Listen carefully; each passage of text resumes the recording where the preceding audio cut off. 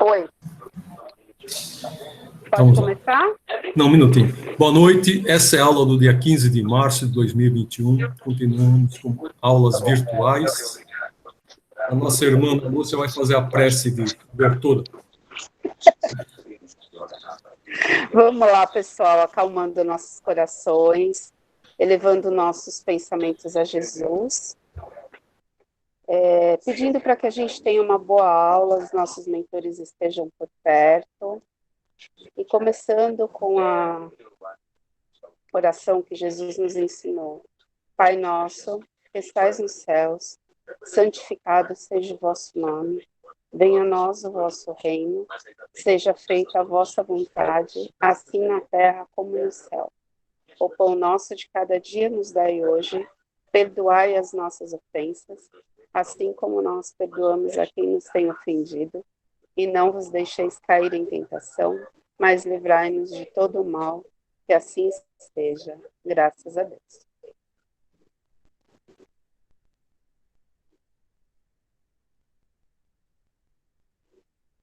Obrigado. Vamos, então, à leitura do Evangelho. É no capítulo 12, item 5. Inimigos desencarnados. O espírita tem ainda outros motivos para ter indulgência com seus inimigos. Ele já sabe que a maldade não é o estado permanente dos homens, que ela se sustenta em uma imperfeição momentânea e que, assim como a criança se corrige de seus defeitos, o homem mau um dia reconhecerá seus erros e tornar-se-á bom. Sabe que a morte não o liberta senão da presença material do seu inimigo, mas que este pode persegui-lo por seu ódio, mesmo depois de ter deixado a terra. Assim, falha a vingança em seu objetivo e produz, ao contrário, uma irritação maior, e pode perdurar de uma existência à outra. Cabe ao Espiritismo provar, pela experiência e a lei que rege as relações do mundo visível e do mundo invisível, que a expressão apagar o ódio com sangue é radicalmente falsa. A verdade é que o sangue mantém o ódio mesmo além do túmulo. Por consequência, o Espiritismo estaria dando uma razão de ser efetiva e uma utilidade prática ao perdão. E a sublime máxima do Cristo: amai vossos inimigos. Não há coração tão perverso que não seja tocado por bons procedimentos, mesmo inconscientemente. Através das boas ações, elimina-se, pelo menos, qualquer pretexto para represálias. Pode-se fazer de um inimigo um amigo, antes e depois de sua morte. E pelos maus procedimentos que o inimigo se irrita. É então que ele serve de instrumento à justiça de Deus, para punir aquele que não perdoou. Interessante que nós vamos falar sobre os espíritos aqui hoje. Esse tema veio bem a calhar. E aí, não vai entrar mais ninguém? Pelo jeito, né? O povo acho que... O povo tá devagar. Tá com medo da aula online. Bom, hoje nós vamos começar a parte 2 do livro, e ele será melhor explicado pelo livro dos médiuns. Então, eu fiz alguns enxertos com o livro dos médiuns, tá? Então, vamos lá. Onde é que está? Está cá. Este é o livro dos médiuns, eu não quero agora.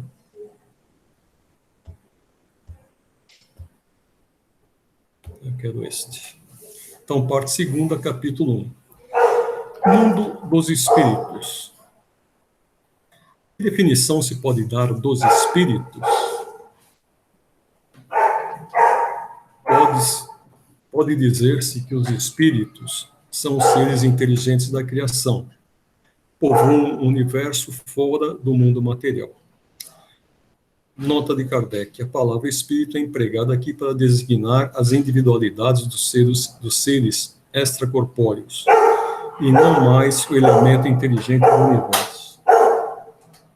Esse cara é chato, ele tem que fechar o cachorro para fora todo dia nesse horário.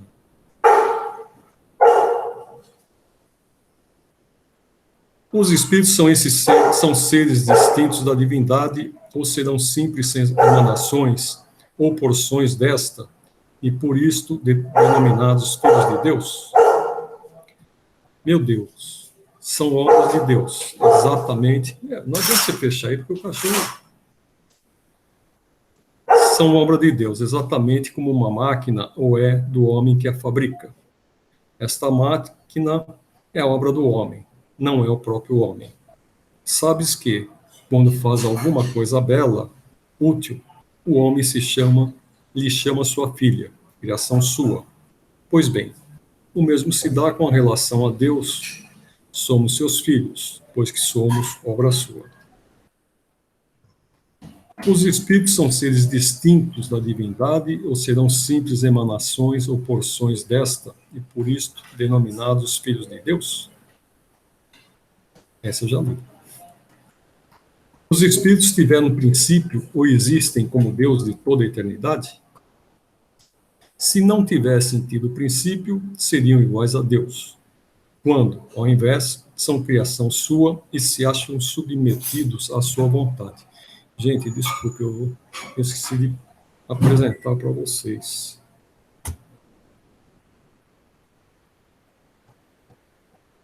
Deixa eu voltar aqui.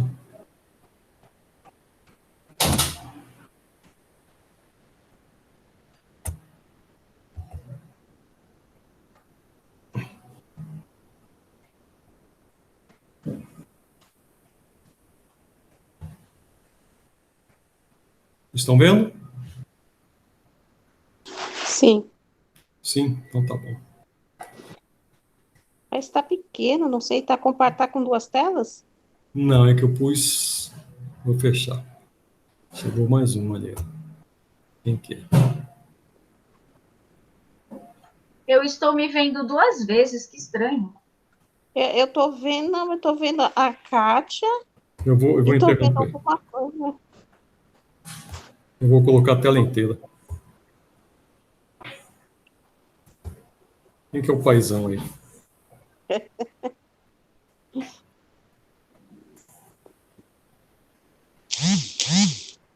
E agora?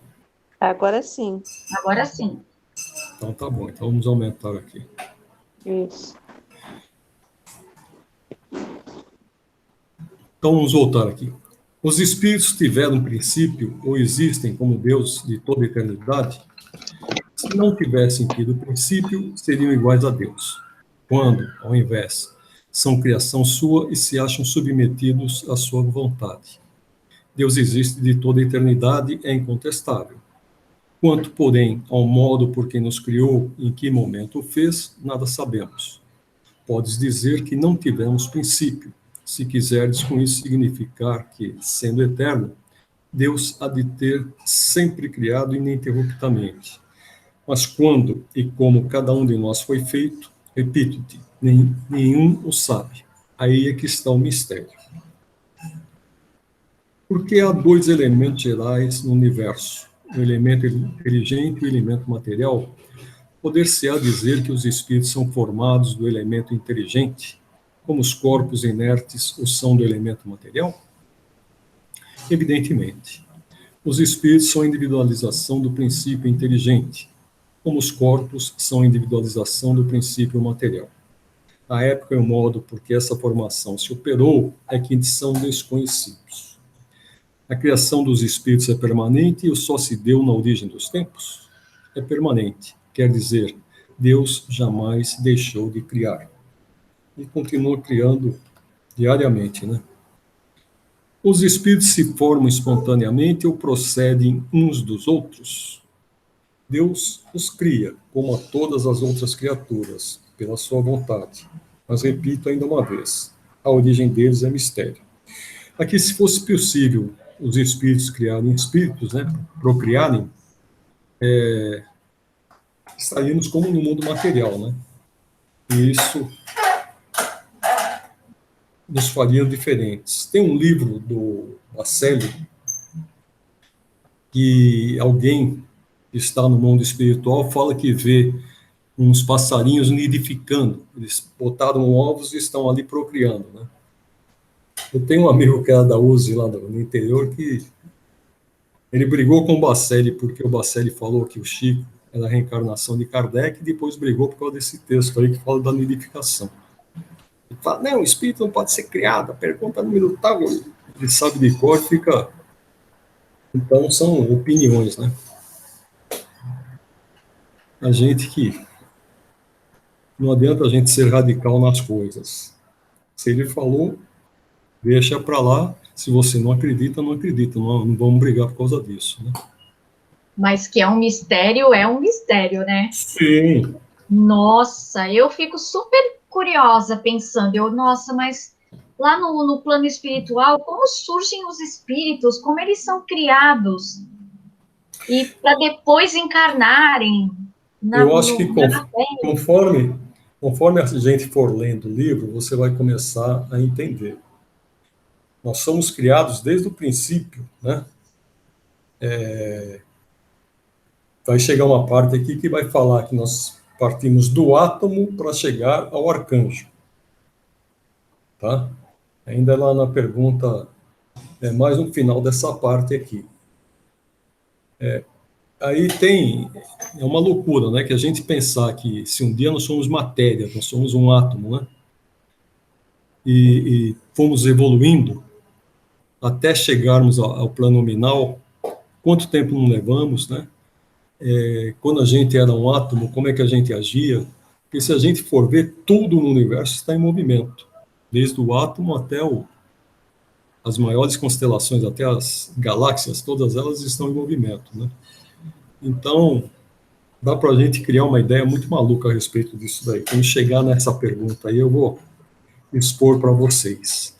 No ano passado, o povo não aceitou muito minha ideia. Vamos ver como é que vocês vão aceitar, como é que vocês vão proceder. Mas vamos lá.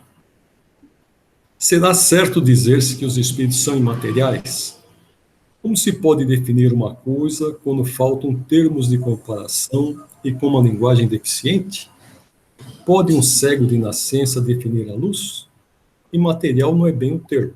Incorpóreo seria mais exato, pois deves compreender que, sendo uma criação, o espírito há de ser alguma coisa.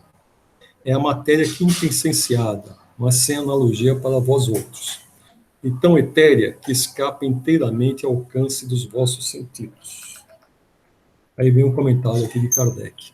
Dizemos que, aliás, o Kardec comentando o texto, né?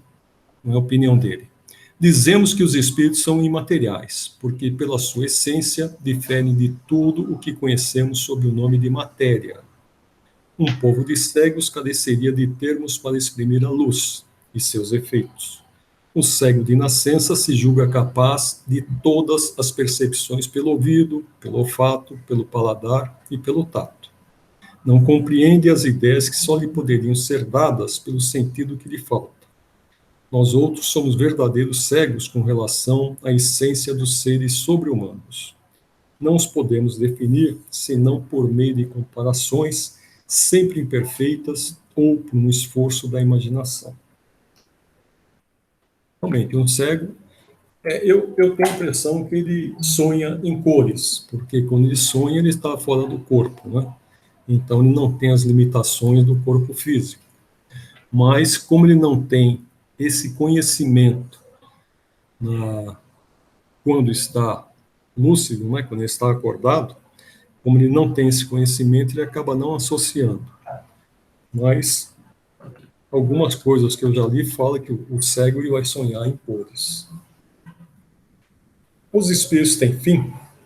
Compreende-se que seja eterno o princípio de onde eles emanam, mas o que perguntamos é se suas individualidades têm um termo, e se, em dado momento, mais ou menos longo, o elemento de que são formados não se dissemina e volta à massa de onde saiu, como sucede com os corpos materiais. É difícil de conceber-se que uma coisa que teve começo possa não ter fim. É justamente essa relação da matéria, que na matéria tudo tem princípio, meio e fim, né? E no caso do espírito, ele tem princípio, mas não tem fim. No caso de Deus, não teve nem princípio e não vai ter fim. como a gente está muito preso a essa ideia de ter começo, meio e fim, é muito difícil para a gente conceber algo desse tipo, né? Talvez só lá na frente que a gente vá compreender realmente como é que funciona essa coisa. Por Ô, enquanto, nós não Dirceu, temos nem linguagem, nem conhecimento. Diga. então nós temos começo e não temos fim. Como espírito, sim. É estranho, né? É. Eu, Se a gente se apega à parte material, né, e realmente é muito estranho. eu vi em algum lugar uma vez que citou um exemplo, mas eu não consigo lembrar o que é. Existe a capacidade de al- é, algo superior dar fim a um espírito? Não Foi entendi a mais ou pergunta. menos o que eu li. Por exemplo, nós estamos em vários níveis, né? Sim, Existem os níveis mais superiores. nós já vamos Existe chegar daqui a pouquinho lá. isso, existe a capacidade dos espíritos superiores dar um fim a algum espírito que esteja mais numa camada mais inferior, vamos dizer assim, ou Não, não? não. Nós somos todos iguais e os espíritos superiores não têm essa índole de distinção, é sempre de construção. Né? A não ser Betina, que pegue um paizão aí cheio de porrada. Mas tudo bem. boa noite. Tem que, Vamos. tem que definir fim, né? Sei lá. E é assim, o que o professor falou, acho que espíritos superiores, ele vem só para ajudar, não é? Sim, sim. Tem um É. amigo meu que ele é da Umbanda e a gente de vez em quando tem que ele tenta me convencer que alguns superiores na Umbanda vêm para orientar a fazer sacrifício a animais. E espírito de luz. E eu falo, não, o espírito de luz não pode estar ligado a esse tipo de energia. Então a gente fica nessa, entendeu? Então, Eu dei um exemplo de espírito superior, mas alguma coisa assim que pudesse pôr um fim em algum espírito. Isso não tem. E nenhum. Não tem. Ah, Em ótimo. relação ao seu amigo aí da Umbanda, ele vai falar que espírito superior porque é orixá, que são os santos que eles chamam, né? sim, sim. Mas a gente sabe que também esses não são espíritos, necessariamente não são espíritos ruins e necessariamente não são espíritos bons, né? Nós vamos ter espíritos bons que vão se manifestar na Umbanda, pode ser até Sim. como santo, pode ser como preto velho, pode ser de diversas formas, né? Uhum. Nós vamos ter espíritos ruins que vão se mostrar como se fossem santos, que na realidade de santos não tem nada. Então, o espírito que vai exigir sacrifício, com certeza, não é um espírito de luz. Certo. Porque ele depende daquela energia do sacrifício para se alimentar, né? Sim. Então, Na realidade, eles não se alimentam, na realidade, eles vão pegar a essência, né, o fluido vital. É isso que interessa a eles. E esses espíritos são os vampiros, são os espíritos de uma baixa ordem. Né? Daqui a pouquinho nós vamos chegar na classificação dos espíritos aqui. Então, olha, dizemos que os espíritos são imateriais porque, pela sua essência, diferem de tudo que conhecemos. Ah, não, já vi isso aqui.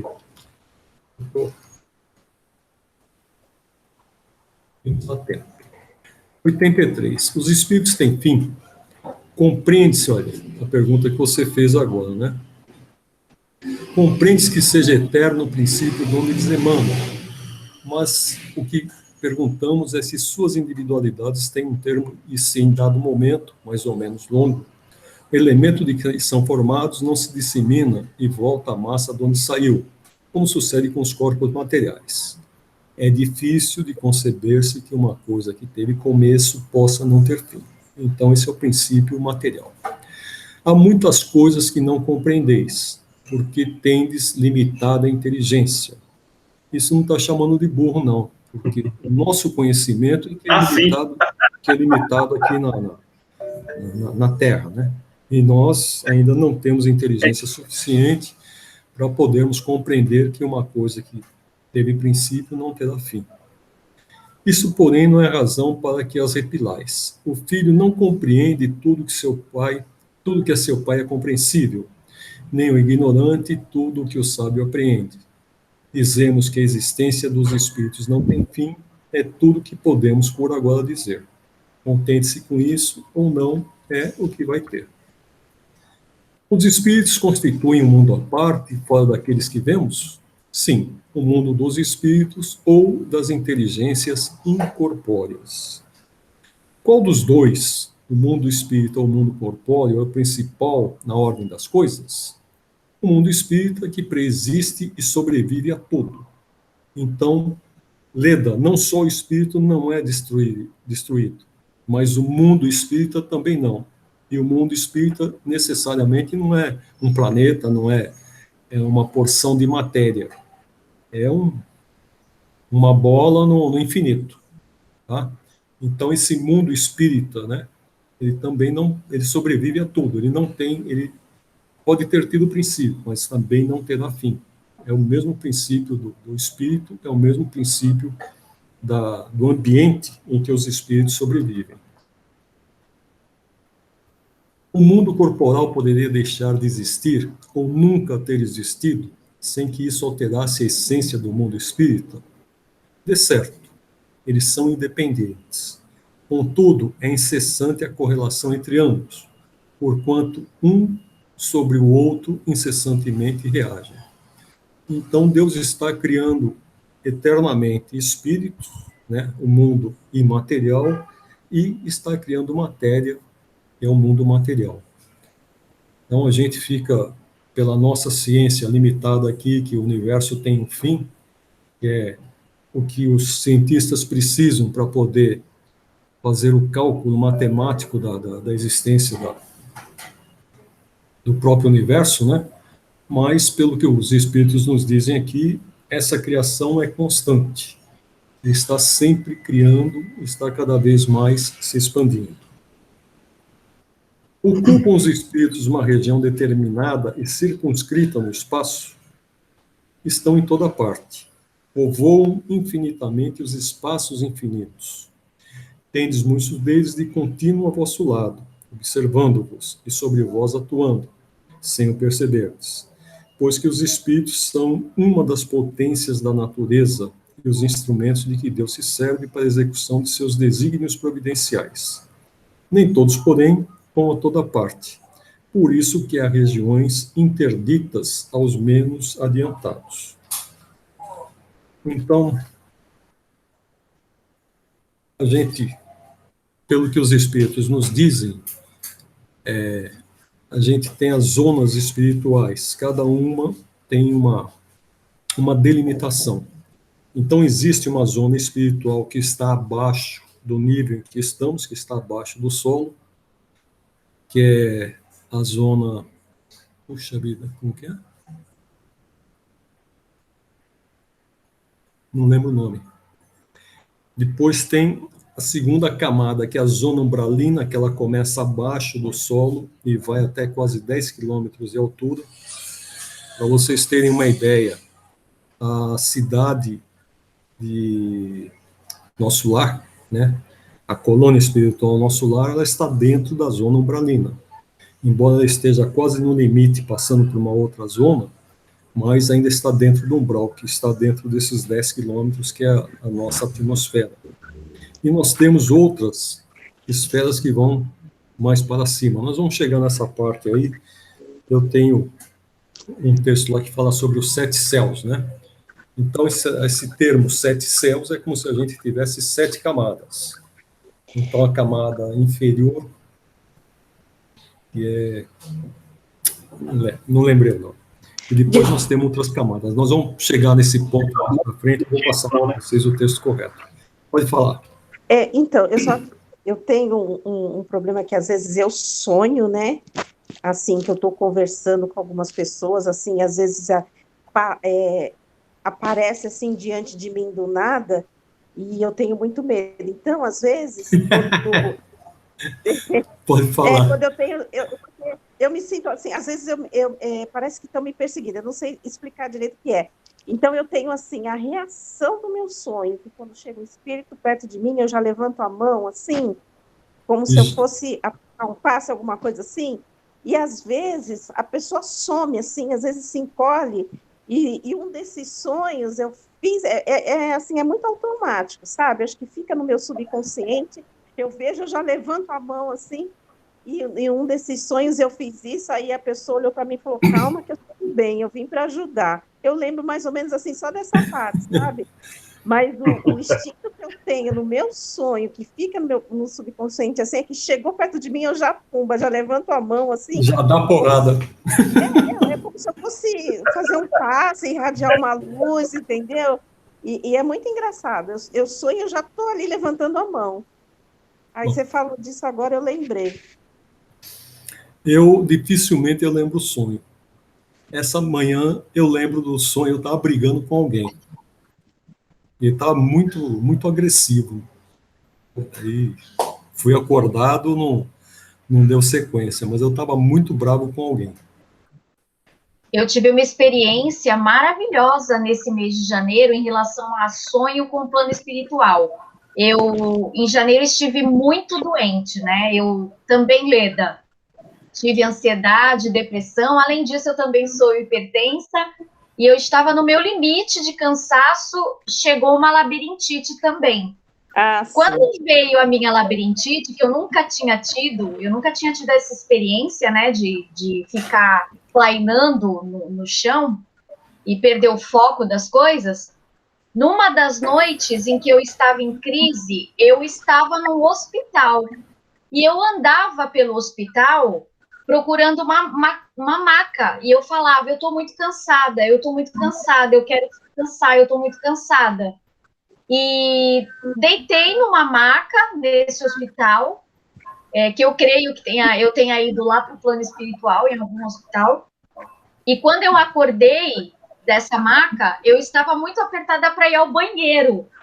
E eu procurava um banheiro desesperada, e eu não achava um banheiro. De repente, eu encontrei uma porta e tinha uma senhora conversando com uma menina. Ela parecia meio que uma agente de limpeza, uma faxineira. E eu falei, moça, eu preciso ir ao banheiro.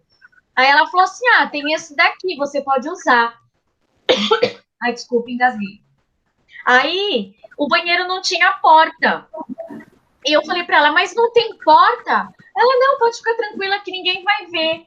Só que eu não conseguia fazer xixi. Aí eu saí e falei para ela, eu não consigo. Aí voltei para o corredor, passou um médico. Eu falei, pelo amor de Deus, você pode me informar onde tem um banheiro? Aí ele, mas como assim um banheiro? Eu estou muito apertada e eu não consigo ir ao banheiro. Eu acho que eu estou dormindo, eu acho que eu estou sonhando e eu não consigo acordar para ir ao banheiro. Aí ele, mas é isso mesmo. Vem comigo que a gente vai resolver isso. Aí eu falei, tá bom. No que eu dei 2 passos, seguindo o médico, eu acordei, apertadíssima para ir ao banheiro, pulei da cama, eu falei, meu Deus, eu estava no hospital espiritual. Aí fui ao banheiro, claro, né? Voltei para a cama e eu sonhei de novo. Continuou o sonho. Foi muito inusitado. E eu acordei no dia seguinte um pouco mais disposta, sabe? Já acho que a medicação começou a fazer efeito, mas foi inusitado, assim. Eu creio que eu tenha ido lá para o plano espiritual, porque eu já estava jogando a toalha, assim, eu já estava pedindo para morrer. Se eu pegar Covid, dane-se, assim eu também já vou embora. E agora não, agora eu estou super bem, quero ver meus netos. Isso aí. Agora você não quer ser convidada. Não. Na verdade, eu acho, falam que quando você lembra do sonho, é porque você não é um simples sonho, né? Que você viajou mesmo, você foi para outra dimensão, você foi para outra região, e com certeza, por fato de você lembrar e conversar, foi que você saiu do corpo, né? Fez uma viagem fora do corpo, né? Era muito real. Eu sonho muito assim, eu tô indo fazer um curso, uma palestra, e vou passando pelo meio do caminho assim, e vai vindo um monte de gente, vambora, e a gente vai indo, às vezes eu me vejo sentada na palestra, ouvindo, né? Assim, com um monte de gente, às vezes eu estou me despedindo, às vezes são pessoas conhecidas, às vezes não, mas, assim, um assunto em si, eu não consigo lembrar. Eu já tive situações, assim, de falar, assim, eu vou anotar aqui nesse caderninho, para quando eu acordar, eu lembrar. Existe escolas, né? Põe um caderninho lá da cama. Existem Exatamente. escolas nos planos espirituais, né? Ô, Sim, professor, seria um umbral grosso que o senhor estava falando? Um umbral médio, um umbral grosso? Não. Ele tem, acho que é a zona de trevas. Ah, tá. A primeira zona, mais baixa. Tá? Que é onde ficam Mundo primitivo, né? Não é mundo primitivo, não. Ficam os espíritos mais recalcitrantes no mal, né? Tem espíritos que vieram, inclusive, de capela, Uhum. que são os magos, eles chamam de magos, né? Magos negros, magos, Cabos negros. Uhum. né? Legião, tem vários nomes que são dados a eles. Então, eu acho que é zona de trevas, depois é umbral, e depois vem os outros céus. Eu tenho um texto que fala sobre isso daí, mas nós vamos estudar isso daqui um pouco mais para frente. Quando chegar, eu tenho o texto e eu coloco aqui para vocês. tá bom. Falou em magos negros aí, eu vi uma palestra da Mônica Medeiros, né, falando que os magos negros nessa Covid aí está havendo uma guerra espiritual e eles estão agindo fortemente, né, para baixar a psicosfera do planeta, né? Eles sempre se reúnem, a intenção deles é tentar dominar, mas eles não vão conseguir, né? Com certeza, eles vão participar de um novo êxodo, né? Sim. Que a atitude deles está levando a isso. Eu não sei se eu abri esse aqui primeiro.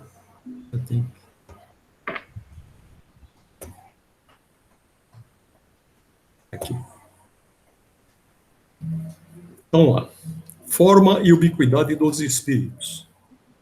Os espíritos têm forma determinada, limitada e constante? Para vós, não. Para nós, sim. O espírito é, se quiserdes, uma chama, um clarão ou uma centelha etérea. Essa chama ou centelha tem cor? Tem uma cor que, para vós, vai do escuro ao brilho do rubi, conforme o espírito é mais ou menos puro. Aqui vai a vibração, né? Então, provavelmente, ele vai vibrar numa cor que a gente não consiga ver, por isso que pode parecer escuro, né? E o rubi também é uma cor bem escura, que ele está ali no vermelho, mas já é um vermelho escuro, talvez próximo do infravermelho, não sei. Precisaria pegar os comprimentos de onda para a gente ver. Representam-se de ordinário os gênios com uma chama ou estrela na fronte. É uma alegoria que lembra a natureza essencial dos espíritos. Colocam-na no alto da cabeça, porque aí está a sede da inteligência. É interessante esse comentário aqui do Kardec, porque, inclusive, os reis usam a coroa justamente por causa disso aqui. As pessoas deviam ver os espíritos antigamente com essa chama ou estrela na fronte, né? E a partir de então, todo mundo que tinha poder começou a usar alguma coisa na cabeça que representava essa estrela, essa chama na fronte aí. Então, qualquer nobre, né? Qualquer alta autoridade da igreja usava alguma coisa na cabeça para lembrar justamente essa colocação. Os espíritos gastam algum tempo para percorrer o espaço? Sim, mas fazem-no com a rapidez do pensamento. Eu comentei com vocês outro dia, eu preciso pegar esse texto e colocar para vocês, que a mãe do Chico Xavier, naquele livro Cartas de uma Morta, ela conversa com o orientador dela e fala que ela teria curiosidade de conhecer Saturno por causa dos anéis, uma série de coisas. E ele a leva para lá. E realmente, eles estão aqui na Terra, eles pensam e já estão no outro mundo. Para ela não houve esse espaço de tempo, não houve essa diferença de tempo, né? e depois ela faz uma descrição de Saturno. Vou colocar essa parte do texto para vocês. O pensamento não é a própria alma que se transporta? Quando o pensamento está em alguma parte, a alma também aí está, pois que é a alma que pensa. O pensamento é um atributo. O espírito que se transporta de um lugar a outro tem consciência da distância que percorre e dos espaços que atravessa, ou é subitamente transportado ao lugar onde quer ir? Dá-se uma e outra coisa. O espírito pode perfeitamente, se o quiser, inteirar-se da distância que percorre, mas também essa distância pode desaparecer completamente, dependendo isso da sua vontade, bem como da sua natureza mais ou menos depurada.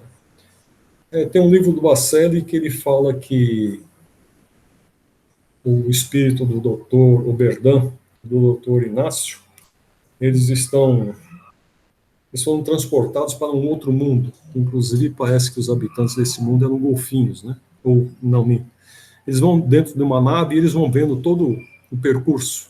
Eles passam por um local que tem os golfinhos, até chegar nesse outro mundo aí. Então, você pode ir vendo a paisagem, né? Como se fosse em uma nave. No caso, eles estão sendo levados por espíritos superiores, talvez para que eles pudessem ver totalmente a viagem, foram colocadas nessa nave, ou pode simplesmente, como aconteceu no caso da mãe do Chico, através de um simples pensamento já estar na outra localidade, no outro planeta, né? E vamos e convenhamos, Saturno é logo ali, né? Bem longe da Terra. A matéria opõe obstáculos aos espíritos? Nenhum. Eles passam através de tudo. O ar, a terra, as águas e até mesmo o fogo, que são igualmente acessíveis. Se vocês lembrarem daquele filme lá do Ghost, né? O espírito ele tem que se concentrar para poder chutar a latinha, né? Vocês lembram dessa passagem? Eu lembro, eu já assisti esse filme várias vezes. Então ele tem que se concentrar para ele poder materializar e poder chutar a latinha. Senão o pé dele passaria direto pelas coisas, né? Os espíritos inferiores, como a vibração deles é muito baixa, né? Eles têm uma longa... A emissão de onda deles é muito longa, é muito grande. Eles não conseguem passar através da matéria. Então, por isso que a porta de casa, as portas acabam sendo uma barreira, inclusive, para esses espíritos. Porque a vibração deles é muito baixa. Quando a vibração é baixa, a onda é alta, né? É longa. Se ele tivesse uma vibração mais fina, uma vibração mais sutil, ele poderia passar qualquer matéria. Tem os espíritos... Então, pode falar. Então, não são todos os espíritos que conseguem se transportar, né? Sei lá, ultrapassar a matéria, porta, Não. parede. Não, o espírito, quando ele não tem a vibração correta, ele não consegue. A matéria acaba sendo uma barreira para ele. Ah, achei que todos conseguissem. Não. Mas não isso são todos, é conhecimento ou é vibração? É vibração. Então, ele só tem uma vibração boa quando ele não está pensando coisas más. Eu não sei se vocês leram o livro Nosso Lar. Eu li. Então, você viu o filme, né? Mas quando o André Luiz, quando ele baixa a vibração, ele volta para o umbral. Vocês lembram disso? Ah, é verdade. Né? É. Então, ele não pode ficar nem no local que ele está, porque a vibração dele não é adequada. Ele tem que voltar para um local que tenha a vibração adequada. Ele desce com uma frequência abaixo, seria isso, né? Ele vai para uma onda longa, né? Tem os espíritos o dom da ubiquidade? Por outras palavras, um espírito pode dividir-se ou existir em muitos pontos ao mesmo tempo? Não pode haver divisão de um mesmo espírito, mas cada um é um centro que irradia para diversos lados. Isto é que faz parecer estar um espírito em muitos lugares ao mesmo tempo. Vês o Sol? É um somente. No entanto, irradia em todos os sentidos e leva muito longe os seus raios. Contudo, não se divide. Então, vamos lá. Aqui nós temos algumas observações. Eu não sei se vocês conhecem a história do Santo Antônio de Pádua. Santo Antônio, na realidade, ele chamava Fernando. Ele nasceu em Portugal, ele nasceu em Lisboa, e na época do São Francisco, né, ele foi um dos que foram para ajudar São Francisco na sua missão. E quando ele estava, acho que em Pádua mesmo, o pai dele estava sendo julgado em Lisboa por um crime que ele não havia cometido. Então, Santo Antônio, que na realidade era Fernando, ele se materializa em Lisboa e faz a defesa do pai. Tanto assim que eles vão procurar, conseguem encontrar, inclusive, o corpo da pessoa que diziam que o pai havia morto, as armas e o local que estava, e inclusive o próprio criminoso. Nós tivemos aqui no Brasil um outro exemplo desse, que é o acho que é Frei Gaspar, que é lá da cidade de Guaratinguetá. Ele estava em Guaratinguetá e um amigo dele estava se afogando, aliás, uma pessoa estava se afogando em Jaú. Não sei se vocês sabem onde fica Guaratinguetá e onde fica Jaú. Vocês sabem? Eu já fiz show em Jaú. Em Jaú. Jaú é no meio do estado, praticamente. Isso. E Guaratinguetá é aqui no Vale do Paraíba, já bem perto do Rio de Janeiro. Né? Então, ele estava em Guaratinguetá e a pessoa se afogando em Jaú, ele se materializa e salva a pessoa que estava se afogando em Jaú. Algumas pessoas contam a história de que era amigo dele, alguma coisa assim. Então, em Jaú, perto ali do Rio Tietê, tem uma capela e tem uma menção a esse fato do Frei Gaspar ter aparecido no local. Tá?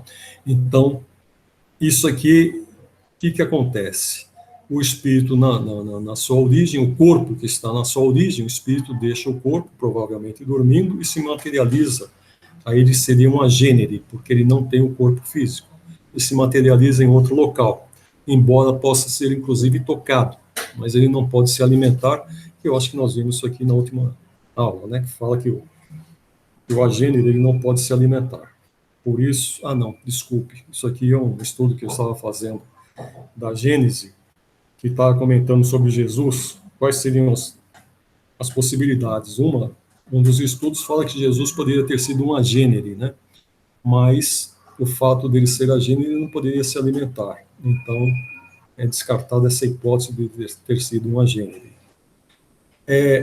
Existe um outro fato aqui que a gente pode, inclusive, mencionar sobre essa particularidade dos espíritos. Uma vez uma pessoa estava me perguntando como é que o doutor Fritz ele podia se manifestar através daquele médium de Recife, o doutor Edson, né? E ao mesmo tempo se manifestar em Curitiba com outro médium. Acontece que o espírito necessariamente não precisa estar presente para estar se manifestando. Ele emite o pensamento em direção ao médium e ele pode estar a uma longa distância dele, ou então, como disse aqui um pouco antes, né? Ele pode, através do pensamento, estar aqui agora e, através do pensamento, ir para outro local, e a gente, para ele, o tempo não é nada, a distância muito menos, e ele está comparecendo aos dois locais. Mas, necessariamente, o espírito comunicante não precisa estar presente no local. Ele pode estar simplesmente enviando o seu pensamento para que o médium o transmita. Tudo bem? Obrigada, Dirceu. Eu também tinha dúvidas sobre isso. Então, tá bom. Podemos prosseguir? Sim. Ok. Vamos lá. Todos os espíritos irradiam com igual força? Longe disso. Essa força depende do grau de pureza de cada um. Cada espírito é uma unidade indivisível, mas cada um pode lançar seus pensamentos para diversos lados, sem que se fracione para tal efeito. Nesse sentido, unicamente, é que se deve entender o dom da ubiquidade atribuído aos espíritos. Dá-se com eles o que se dá com uma centelha. e que projeta longe a sua claridade e pode ser percebida de todos os pontos do horizonte. Ou ainda, o que se dá com um homem que, sem mudar de lugar e sem se fracionar, transmite ordens, sinais e movimentos a diferentes pontos.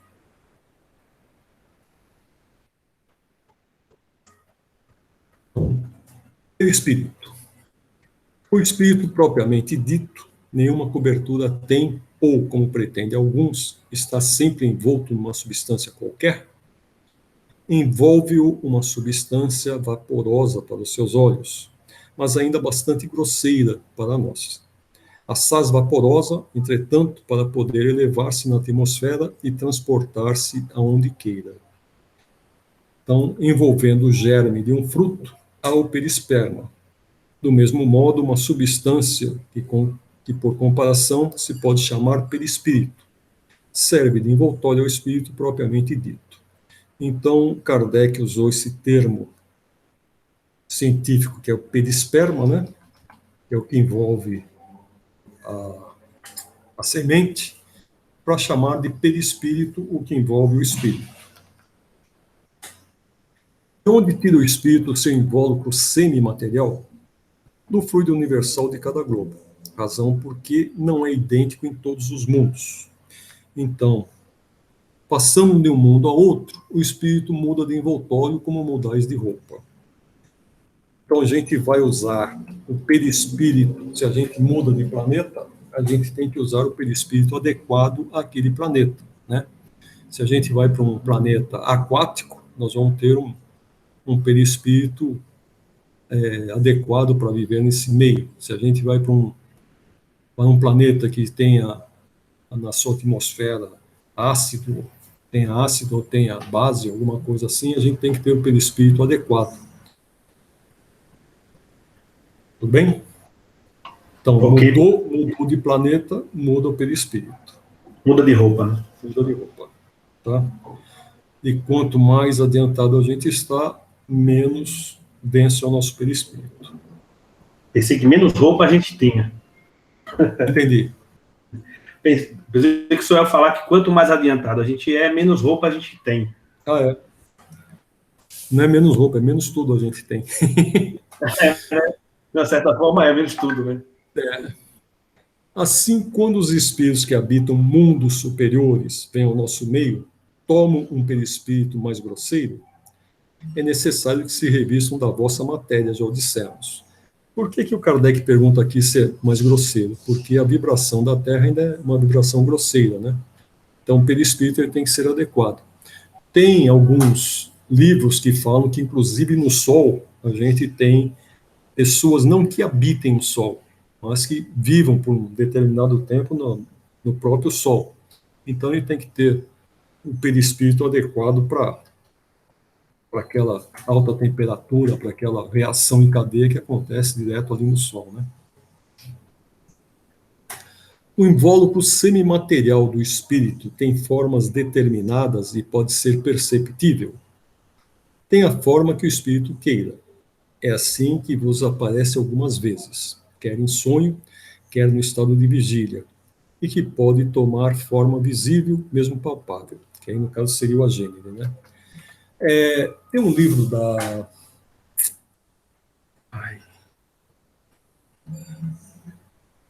Não é da Vera, é da...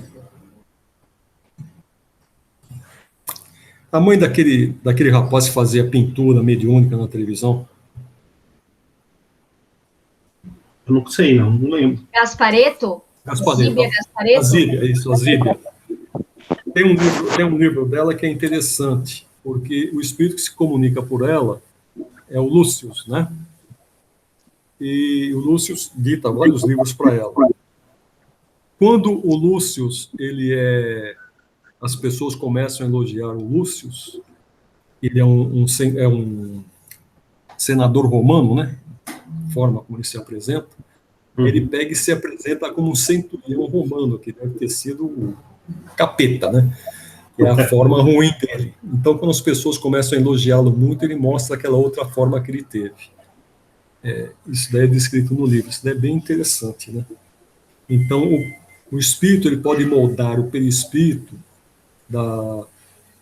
Por exemplo, se a gente desencarnar, a gente pode manter essa nossa forma física, ou a gente pode, inclusive, assumir formas de outras encarnações que a gente teve.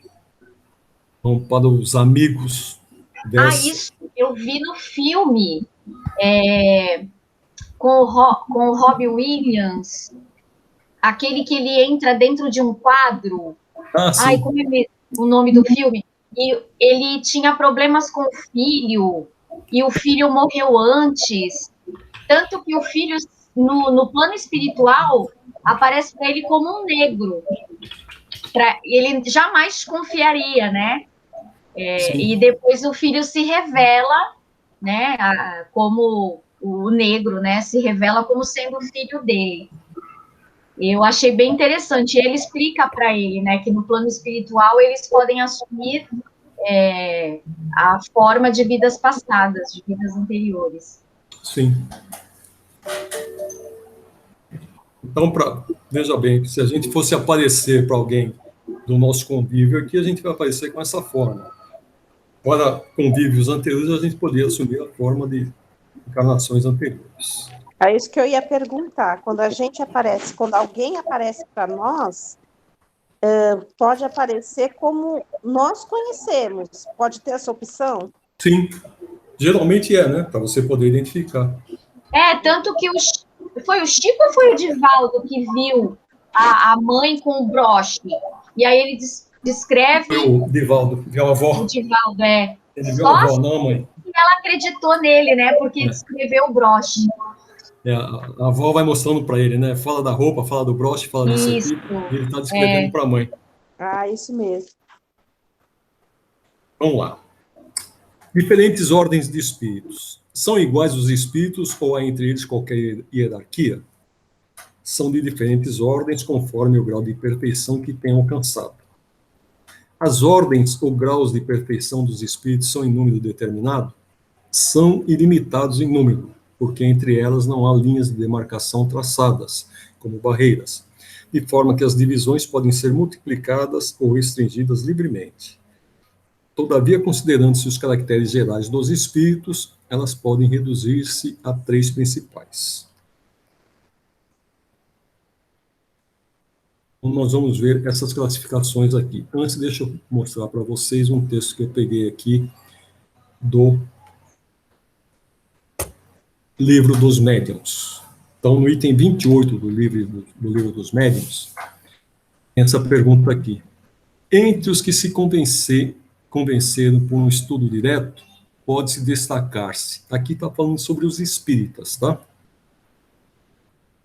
Então, antes da gente entrar naquela classificação, nós vamos classificar os espíritas. Depois vocês me falam a que classe vocês pertencem. Primeiro, os que creem pura e simplesmente nas manifestações. Para eles, o espiritismo é apenas uma ciência de observação, uma série de fatos mais ou menos curiosos. Chamar-lhe-emos espíritas experimentadores. Segundo, os que no espiritismo veem mais do que fatos, compreendem a parte filosófica, admiram a moral daí decorrente, mas não a praticam.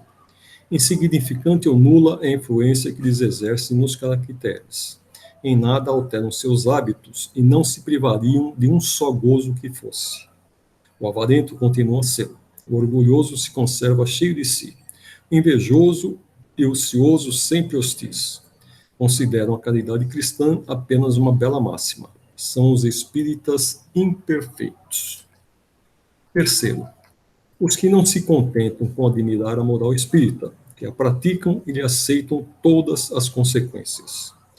Convencidos de que a existência terrena é uma prova passageira, tratam de aproveitar os seus breves instantes para avançar pela senda do progresso, única que os pode levar na hierarquia do mundo dos espíritos, esforçando-se por fazer o bem e coibir seus maus pendores. As relações com eles sempre oferecem segurança, porque a convicção que nutrem os preserva de pensar em praticar o mal. A caridade é, em tudo, a regra de proceder a que obedecem. São os verdadeiros espíritas, ou melhor, os espíritas cristãos. Quarto, há finalmente os espíritas exaltados. A espécie humana seria perfeita se sempre tomasse o lado bom das coisas. Em tudo, o exagero é prejudicial. Em espiritismo, infunde confiança demasiado cega e frequentemente pueril no tocante ao mundo invisível, e leva a aceitar-se com extrema facilidade e sem verificação aquilo cujo absurdo ou impossibilidade a reflexão e o exame demonstrariam. O entusiasmo, porém, não reflete, deslumbra. Esta espécie de adeptos é mais nociva do que útil à causa do espiritismo. São os menos aptos para convencer a quem quer que seja, porque todos, com razão, desconfiam dos julgamentos deles, graças à sua boa-fé. São iludidos, assim, por espíritos mistificadores, como por homens que procuram explorar-lhes a credulidade. Meio mal apenas haveria se só eles tivessem que sofrer as consequências. O pior é que, sem o quererem, dão armas aos incrédulos, que antes buscam ocasião de zombar do que se convencerem e que não deixam de imputar a todos o ridículo de alguns. Sem dúvida que isto não é justo, nem racional. Como se sabe, os adversários do espiritismo só consideram de bom quilate a razão de que desfrutam, e conhecer a fundo aquilo sobre o que discorrem é o que menos cuidado lhes dá. Então, são essas as classificações que foram dadas por Kardec em relação aos espíritas, tá? Bem, se enquadrarem em alguma, eu mando esse texto para vocês depois. Eu estou pensando aqui. Você está pensando? Eu acho que a gente tem um pouco de tudo, né? Acho Sim. tem um pouco de cada uma e acho que aí está a nossa luta em tentar mudar pequenas coisas, em tentar mudar certos pensamentos, em tentar mudar certas atitudes, às vezes nossas, que são atitudes erradas, em coisas simples, no convívio, né, com as pessoas, às vezes na tolerância e na nossa intolerância, na convivência, em aceitar certas coisas como prova para você evoluir e não como problema. E acho que tem um pouco de cada na gente, né? Entre um, dois, três e a outra, né? Sim. Tem razão, né? Então, vamos lá. As perguntas seguintes lá do livro dos Espíritos é a classificação dos Espíritos. Eu fiz uma tabela aqui para a gente ter uma visão melhor, tá? Então, ele classificou os Espíritos em 3 ordens. E cada ordem tem suas classes. Então, a menor ordem é a 3ª ordem. E tem esses caracteres gerais aqui. É a predominância da matéria sobre o espírito, a propensão para o mal, ignorância, orgulho, egoísmo e todas as paixões que lhes são consequentes. Têm a intuição de Deus, mas não o compreendem. Nem todos são essencialmente maus. Em alguns, há mais leviandade, irreflexão e malícia do que verdadeira maldade. Uns não fazem o bem nem o mal, mas pelo simples fato de não fazerem o bem, já denotam a sua inferioridade. Outros, ao contrário, se comprazem no mal e rejubilam quando uma ocasião se lhes depara de praticá-lo. A inteligência pode achar-se neles aliada à maldade ou à malícia. Seja, porém, qual for o grau que tenham alcançado de desenvolvimento intelectual, suas ideias são pouco elevadas e mais ou menos abjetos seus sentimentos. Estritos conhecimentos têm das coisas do mundo espírita, e o pouco que sabem se confunde com as ideias e preconceitos da vida corporal. Não nos podem dar mais do que noções errôneas e incompletas. Entretanto, nas suas comunicações, mesmo imperfeitas, o observador atento encontra a confirmação das grandes verdades ensinadas pelos espíritos superiores. Então, essa classificação que foi dada aqui pelos espíritos, ou por Kardec, né, em relação aos espíritos comunicantes, principalmente, tá? Então, a gente vai ver que todos, qualquer ordem, qualquer classe, pode se comunicar. Mas, de acordo com os ensinamentos que eles trazem, a gente vai saber mais ou menos a que classe que eles estão pertencendo. Na linguagem que usam se lhes revela o caráter. Todo espírito que, em suas comunicações, trai um mau pensamento pode ser classificado na terceira ordem. Conseguintemente, todo mau pensamento que nos é sugerido vem de um espírito desta ordem. Eles veem a felicidade dos bons e esse espetáculo lhes constitui incessante tormento, porque os faz experimentar todas as angústias que a inveja e o ciúme podem causar. Conservam a lembrança e a percepção dos sofrimentos da vida corpórea, e essa impressão é muitas vezes mais penosa do que a realidade. Sofrem, pois verdadeiramente, pelos males de que padeceram em vida e pelo que ocasionam aos outros. E como sofrem por longo tempo, julgam que sofrerão para sempre. Deus, para puni-los, quer que assim se julguem. Então aqui vem aquele conceito de que o inferno é para sempre, né? Pois a pessoa pode ter passado por um espírito e pode ter passado por uma existência de muito sofrimento, isso em razão das suas encarnações pretéritas, que eles devem ter causado muito sofrimento a alguém. Então eles sofrem muito, e quando eles vão para o mundo espiritual, eles acabam, eles continuam sofrendo, né, porque eles ficam relembrando esse sofrimento, e ao mesmo tempo eles querem causar sofrimento aos outros, eles querem se vingar, eles querem fazer alguma coisa. Então eles acabam ficando num meio sem fim ali, né? Vocês vão perceber que nessa terceira ordem, embora existam aqui essas classes agora que a gente vai ver, mas o espírito ele pode estar em mais de uma classe ao mesmo tempo.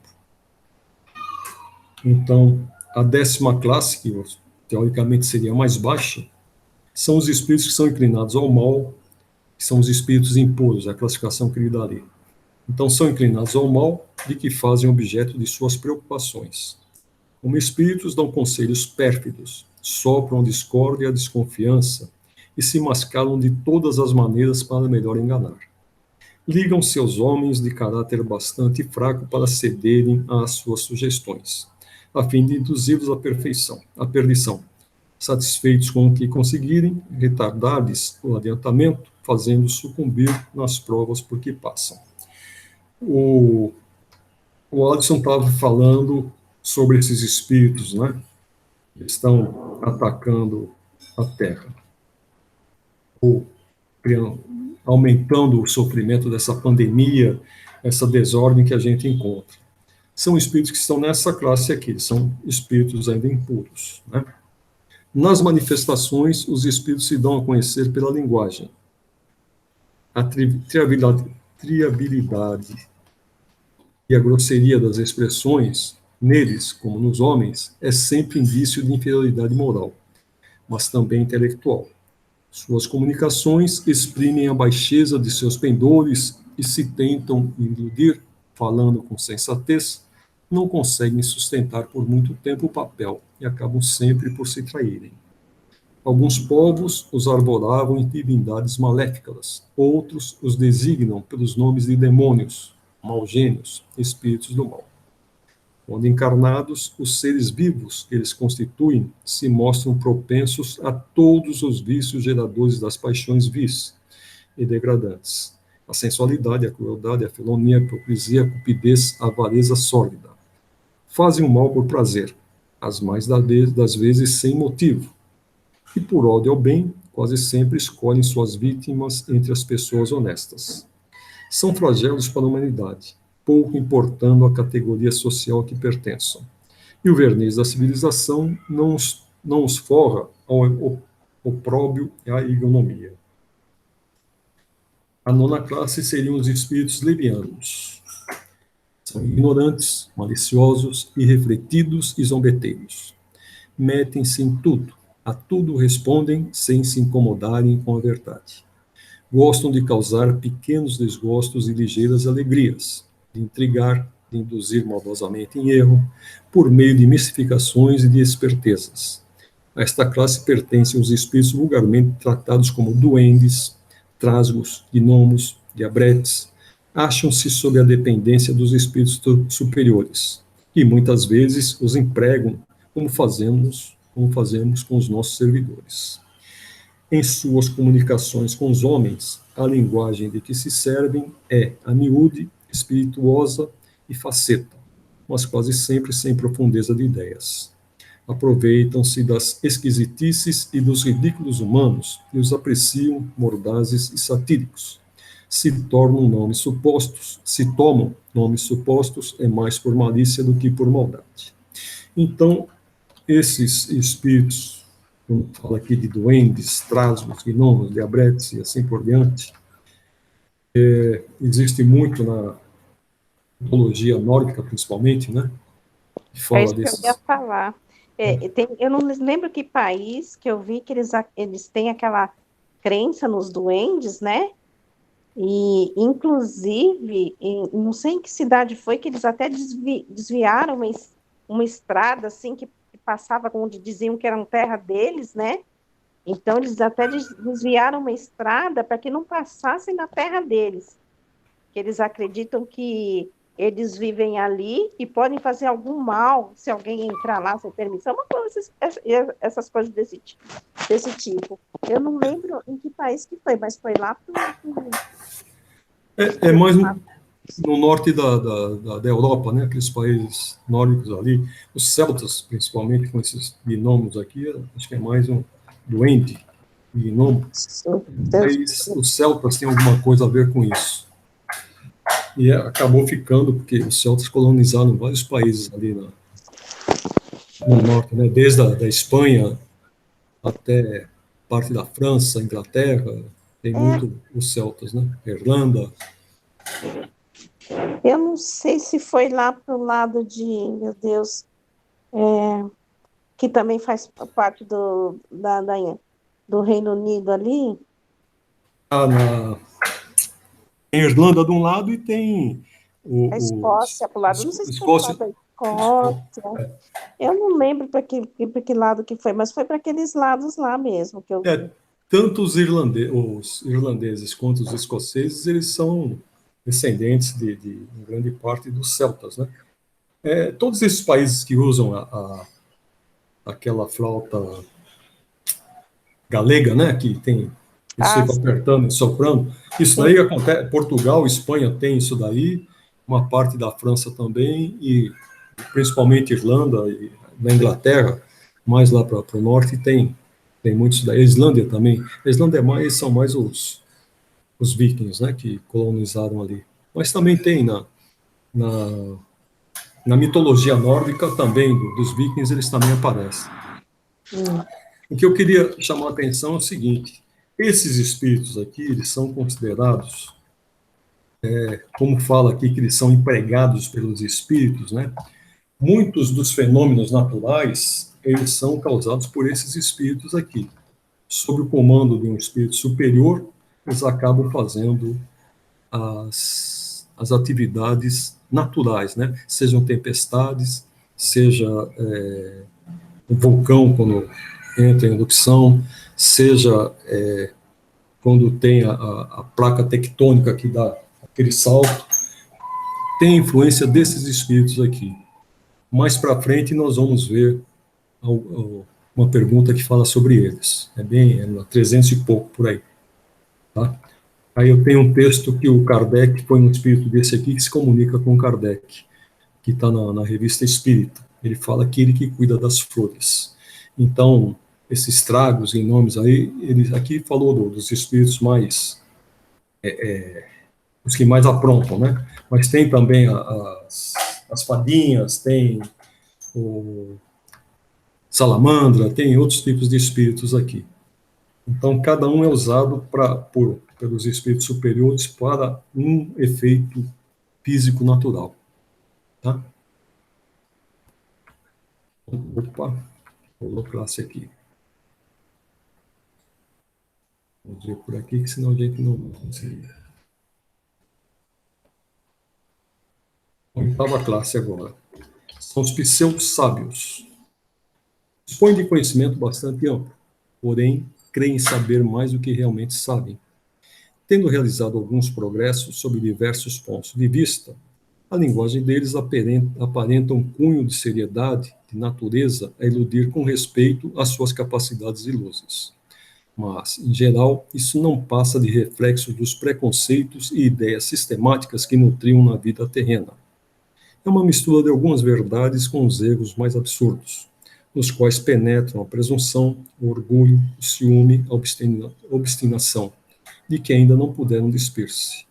Então, isso aqui, inclusive, encarnados, nós temos espíritos desse tipo, né? Sabem um pouquinho, começam a explorar aquilo e depois acrescentam mentiras aos conhecimentos que eles têm, né?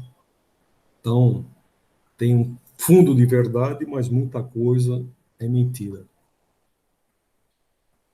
A sétima classe que seriam os espíritos neutros. Nem bastante bons para fazerem bem, nem bastante maus para fazerem mal. Tendem tanto para um como para o outro lado, e não ultrapassam a condição comum da humanidade, quer no que concerne ao moral, quer no que toca à inteligência. Apegam-se às coisas desse mundo, de cujas grosseiras alegrias sentem saudades. Sexta classe, batedores e perturbadores. Estes espíritos, propriamente falando, não formam uma classe distinta pelas suas qualidades pessoais. Podem caber em todas as classes da terceira ordem. Manifestam geralmente sua presença por efeitos sensíveis e físicos, como pancadas, movimento e deslocamento anormal de corpos sólidos, agitação do ar, etc. Afiguram-se mais do que outros, presos à matéria, parecem ser os agentes principais das vicissitudes dos elementos do globo, que atuem sobre o ar, a água, o fogo, os corpos duros, quer nas entranhas da terra. Reconhece-se que esses fenômenos não derivam de uma causa fortuita ou física, quando denotam um caráter intencional e inteligente. Todos os espíritos podem produzir tais fenômenos, mas os de ordem elevada os deixam, de ordinário, como atribuições aos subalternos, mais aptos para as coisas materiais do que para as coisas da inteligência. Quando julgam úteis as manifestações desse gênero, lançam mão desses últimos como seus auxiliares. Então, aqui volta ao gnomo, aqueles outros espíritos ali, né, que são os elementais, eles são conhecidos como espíritos elementais. Normalmente são espíritos que tiveram poucas encarnações, às vezes nenhuma encarnação, eles estão passando da ordem de animal para a ordem hominal, eles ainda são uma classe quase que intermediária, embora eles já possam falar, já pensem, já tenham alguns atributos do reino nominal, né? Vamos chamá-lo assim, mas ainda não tem a evolução moral necessária. Então, como todos eles podem trabalhar com esses efeitos físicos, e muitas vezes eles são usados pelos espíritos superiores para alguma atividade física que é necessária aqui no globo terrestre. Agora, os espíritos de segunda ordem. Predominância, caracteres gerais. Predominância do espírito sobre a matéria, desejo do bem. Suas qualidades e poderes para o bem estão em relação com o grau de adiantamento que hajam alcançado. Uns têm a ciência, outros a sabedoria e a bondade. Os mais adiantados reúnem o saber às qualidades morais. Não estando ainda completamente desmaterializados, conservam mais ou menos, conforme a categoria que ocupem, os traços da existência corporal, assim na forma da linguagem como nos hábitos, entre os quais se descobrem mesmo algumas de suas manias. De outro modo, seriam espíritos perfeitos. Compreendem Deus infinito e já gozam da felicidade dos bons. São felizes pelo bem que fazem e pelo mal que impedem. O amor que os une lhes é fonte de inefável ventura, e não tende a perturbá-lo nem a inveja, nem os remorsos, nem nenhuma das más paixões que constituem tormento dos espíritos imperfeitos. Desculpe. Todos, entretanto, ainda têm que passar por provas até que atinjam a perfeição. Como espíritos, suscitam bons pensamentos, desviam os homens da senda do mal, protegem na vida os que lhes mostram dignos de proteção e neutralizam a influência dos espíritos imperfeitos sobre aqueles a quem lhes é grato sofrê-lo. Quando encarnados, são bondosos e benevolentes com seus semelhantes. Não os movem orgulho nem egoísmo, ou a ambição. Não experimentam ódio, rancor, inveja ou ciúme e fazem bem pelo bem. A esta ordem pertencem os espíritos designados nas crenças vulgares pelos nomes de bons gênios, gênios protetores, espíritos do bem. Em épocas de superstições e de ignorância, eles não sido elevados à categoria de divindades benfazejas. Será que são esses que são os nossos mentores? Ou os nossos espíritos protetores, né? Os espíritos protetores. Que chamam de anjo de guarda. É isso Eu mesmo. estava pensando nisso. Os nossos mentores, às vezes, eles podem até estar na classe anterior, né? Mas eles estão se depurando para fazer o bem. Então, eles precisam da gente, inclusive, para que eles possam crescer. Olha só. Então, nós servimos de missão, né? Sim. É uma missão conjunta de ambos, né? Sim. Mas, Agora, assim, necessariamente teria que ser um espírito que conviveu. não. Né? Pode ter convivido, mas Não pode não ter convivido. Às vezes é missão para eles e missão para a gente também. Nossa, eu dou um trabalho pro meu Deus do céu. Eu estava pensando nisso, Kátia. Quando eu chegar lá, a primeira coisa que eu vou fazer é, olha, muito obrigada, porque ele me ajuda pra caramba. Quanto trabalho que eu dou pro meu? Isso você já pode fazer diariamente, tá? Eu agradeço. Agradeço. Sim. Eu agradeço. Nossa, mas eu quero tanto dar um abraço no meu. Meu Deus. Não, isso você pode dar quando dorme. Não precisa esperar, não precisa esperar. Eu agradeço todo dia a paciência, a complacência e a perseverança. Às vezes eu converso com ele e falo, meu Deus, como eu te dou trabalho, né? Meu anjo mentor, me perdoa, que te dou muito trabalho. É por aí. Bom, então na segunda classe nós também temos 4 classes aqui, tá? Então a quinta classe seriam os espíritos benévolos. A bondade é neles a qualidade dominante. Apraz-lhes prestar serviço aos homens e protegê-los. Limitados, porém, são os seus conhecimentos. Tão progredido mais no sentido moral do que no sentido intelectual. Então ele pode ser um mentor tranquilamente aqui, né? Ele quer fazer o bem, ele está nos ajudando, fazendo o bem, nos ajudando a fazer o bem também. Às vezes não tem o conhecimento, pode ter o conhecimento limitado, mas já estão a caminho. A quarta classe seriam os espíritos sábios, a quarta categoria, né? Distinguem-se essencialmente pela amplitude de seus conhecimentos. Preocupam-se menos com as questões morais do que com as da natureza científica, para as quais têm maior aptidão. Entretanto, só encaram a ciência do ponto de vista da sua utilidade e jamais dominados por quaisquer paixões próprias dos espíritos imperfeitos. Então, olha, aqui nós temos a bondade e aqui nós temos a ciência. Agora vamos para a terceira. São espíritos de sabedoria. As qualidades morais da ordem mais elevada são o que os caracteriza. Sem possuírem limitados conhecimentos, são dotados de uma capacidade intelectual que lhes faculta juízo reto sobre os homens e as coisas. Então, essa classe aqui, ela já vai dominar a bondade, a parte moral e a parte científica. E aqui nós temos os espíritos superiores, a segunda. Esses em si reúnem a ciência, a sabedoria e a bondade. Então, eu falei na terceira, mas é na segunda, desculpe. Na linguagem que empregam, se exala sempre a benevolência. É uma linguagem invariavelmente digna, elevada e muitas vezes sublime. Sua superioridade os torna mais aptos do que os outros a nos darem noções exatas sobre as coisas do mundo incorpóreo, dentro dos limites do que é permitido ao homem saber. Comunicam-se complacentemente com os que procuram de boa fé a verdade e cuja alma já está bastante desprendida as ligações terrenas para compreendê-la.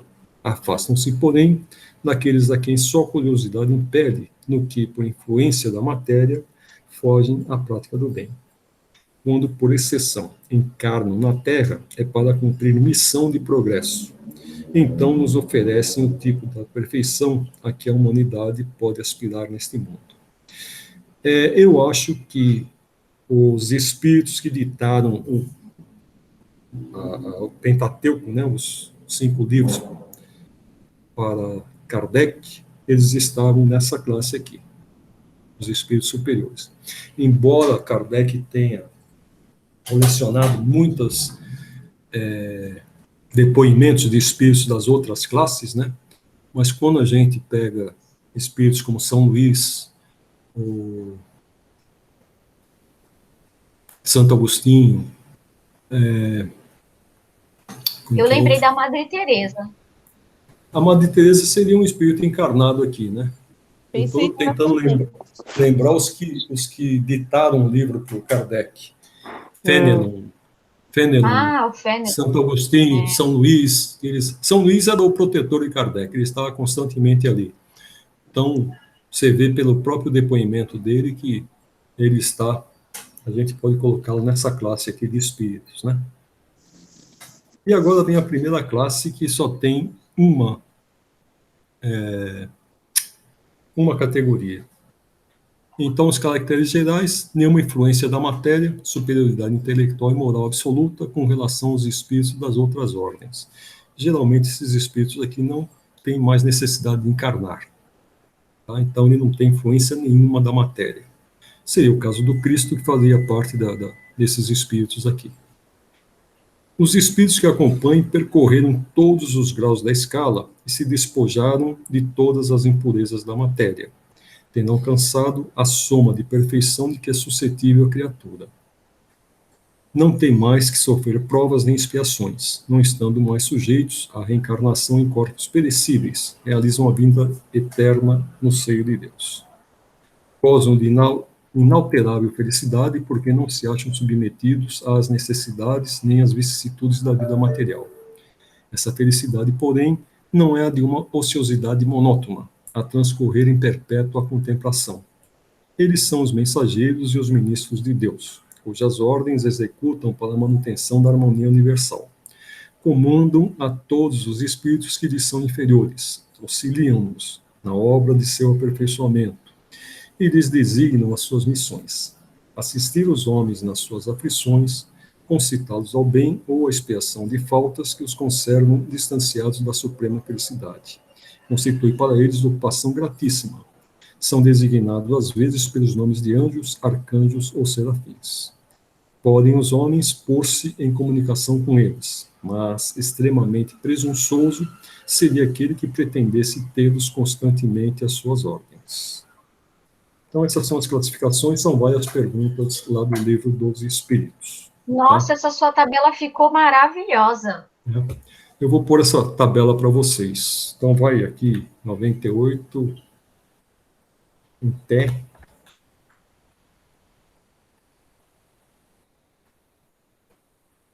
Aqui, ó. 98 Dirceu, até 113. Fala bem. teria, assim, algum lugar em específico para... como que eu vou te explicar? Ficar aqueles espíritos que na Terra foram considerados monstros. Por exemplo, Hitler. Ficaria junto nessas categorias ou seria uma categoria à parte? Eu, particularmente, estou trabalhando isso, né? Mas eu espero que ele ainda esteja queimando no inferno. Mas, enfim. Coitadinho. Coitadinho? Eu, hein? Mas estou trabalhando isso, Dirceu, pode deixar. Sabe esse tipo de espírito que Sim. fez tanto mal, entendeu? E ficaria onde? Onde se classificaria? Ou ficaria um espírito à parte, por exemplo, para ser trabalhado? Não sei. Deixa eu te contar uma coisa. Tem um livro que se chama Francisco de Assis. Nesse livro, eles falam que quando Cristo veio para a Terra, ele levou 800 anos para ele poder diminuir a sua aura para poder encarnar num corpo aqui na Terra. Tá? Durante esse período, para que ele pudesse ter sucesso na sua empreitada aqui na Terra, os espíritos mais maldosos, eles começaram a ser recolhidos e foram colocados em uma colônia espiritual chamada Cruzada, porque ela tinha a forma de uma cruz, parecia um sinal de massas. Colocaram milhares de espíritos nessa colônia. O que aconteceu? Começou a haver, juntar pessoas em torno de alguns líderes, né? Então, cada braço acaba se tornando como se fosse uma comuna, né? Então, se você pegar a cruz e começar a colocar na ponta dessa cruz um traço ao contrário, você vai formar suástica. Dizem que um desses líderes foi o Adolf Hitler. Um outro líder foi o Gengis Khan. E tem mais dois aí, tem um espírito aí que foi encarnado aqui na Terra, não lembro o nome dele, que ele foi bem pior do que tanto o Gengis Khan quanto o Hitler. Matou milhões de pessoas, tá? Sobre essas pessoas que morreram na Segunda Guerra Mundial por intervenção, pela própria ação do Hitler, né? Muitas delas faziam parte dessa colônia, né? Espíritos malévolos que estavam com ele e que acabaram perecendo na Segunda Guerra Mundial por não terem se aliado a ele. Então, aqueles que não se aliaram acabaram morrendo e aqueles que se aliaram também, né? Provavelmente o Hitler ele vai para aquela região que eu acho que é a região de Trevas, que ela vai ficar na parte mais baixa, na parte mais densa aqui da nossa psicosfera, né? Que é um local onde muitos espíritos que vieram de Capela, eles achavam, quando chegaram aqui, que eles iam poder dominar e fazer o que eles bem entendessem. E tem uma cobrança muito grande deles em relação ao Cristo, porque eles tiveram muito poucas encarnações aqui, que eles achavam que aqui poderiam fazer todas as suas estripulias. E que hoje eles estão sendo novamente afastados, eles estão participando de um novo êxodo aqui da Terra. Então você imagine, espíritos que vieram para aqui se adiantarem, não adiantaram e ficaram ainda recalcitrantes no mal, né? Então tem essa psicosfera de trevas que é própria para esse tipo de espíritos. Entendi. Tá? Então, mais um dia eles vão ter que sair, que mesmo o Hitler, se você pegar, o pessoal falava muito do... Como que é aquele bandido? Aquele traficante do Rio de Janeiro, o Belamar, né? O Beira-Mar. Belamar, que devia morrer, devia isso, e tem uma juíza lá em Birigui que fala, gente, se ele encarnado é desse jeito, imagina desencarnado. Então vamos segurar ele aqui o máximo de tempo que a gente puder, para ver se ele pelo menos melhora um pouquinho, né? Mas se a gente olhar as histórias do mundo, né, que vem assim antigamente, existiram várias guerras, né? Sim, várias guerras e vários líderes e mataram muita gente também, né? Uhum. O Hitler talvez para a gente é uma coisa na nossa memória um pouco mais recente, mas se você... Eu perguntei dele por causa disso, por ele ser mais recente mesmo. Exato, porque eu li um livro, Uma Breve História do Mundo. Eu gostei da capa, fui ler,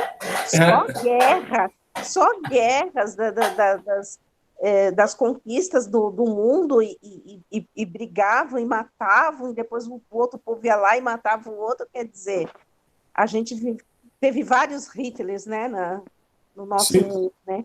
Se você pegar a história do século XX, de guerras, você vai ver que nós não ficamos nenhum período sem guerra. Desde o começo do século, né? Teve as guerras prussianas, depois teve a guerra do Japão contra a Rússia, em 1905, e depois teve outra guerra, e vem a Primeira Guerra Mundial. E se você for pegar, por exemplo, aqui em 24 nós tivemos a Revolução, em 32 nós tivemos outra Revolução. Então, se você pegar guerras e revoluções, eu acho que não tem um minuto de sossego durante o século XX inteirinho. E as guerras sempre por ambição, né? Sim. Sempre por ambição.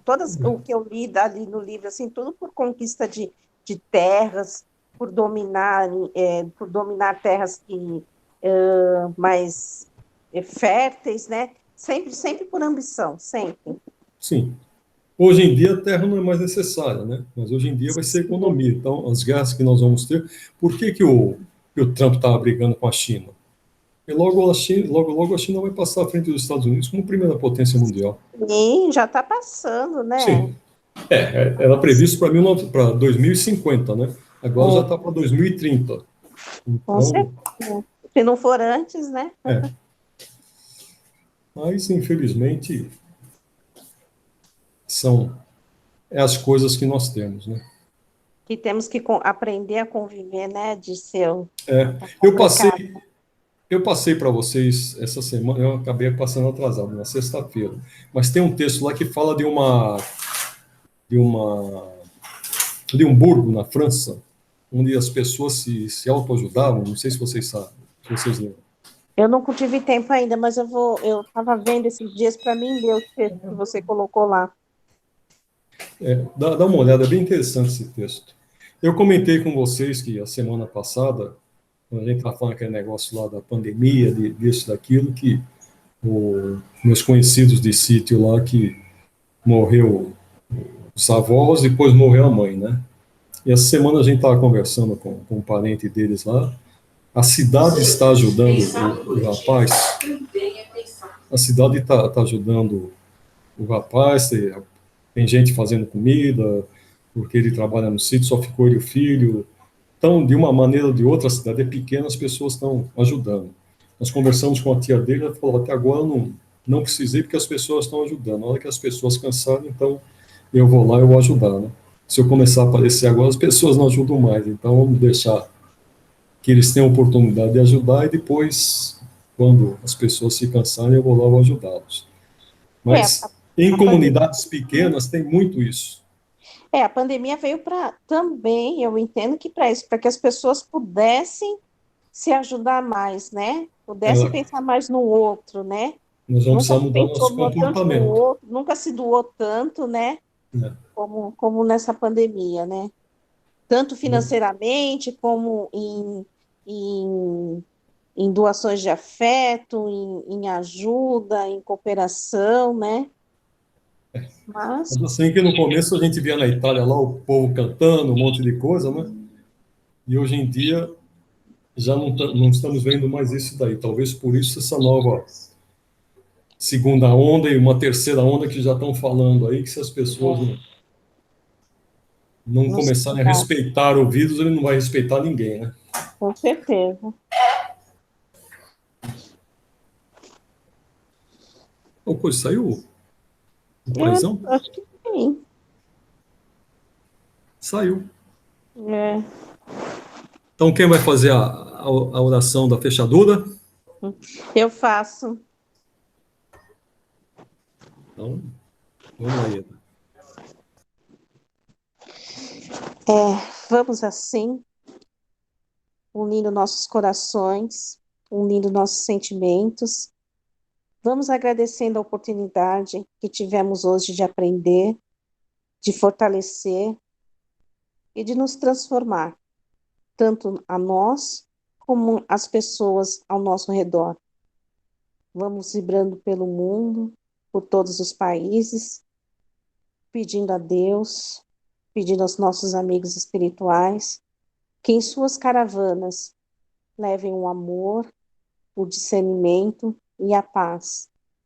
Vamos pedindo para todos aqueles que se encontram em leitos de hospitais, em qualquer parte do mundo, para que possam ter um bálsamo e aliviar as suas dores quanto a dos seus parentes.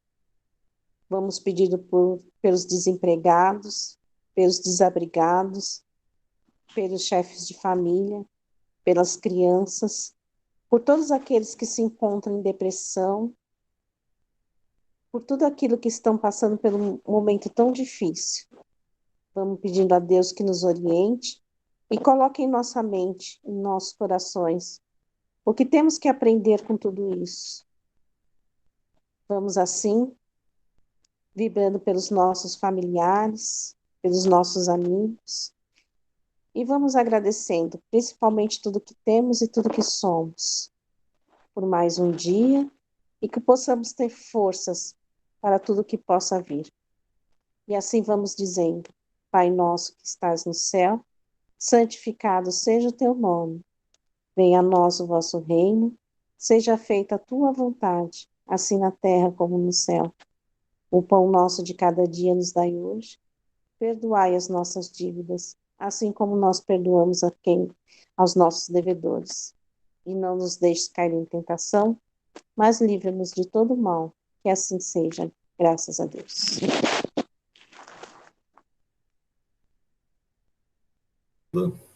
Uma boa semana para vocês. Todos Boa nós. semana a todos. Até segunda, se Deus Até quiser. segunda, se Até Deus segunda. quiser.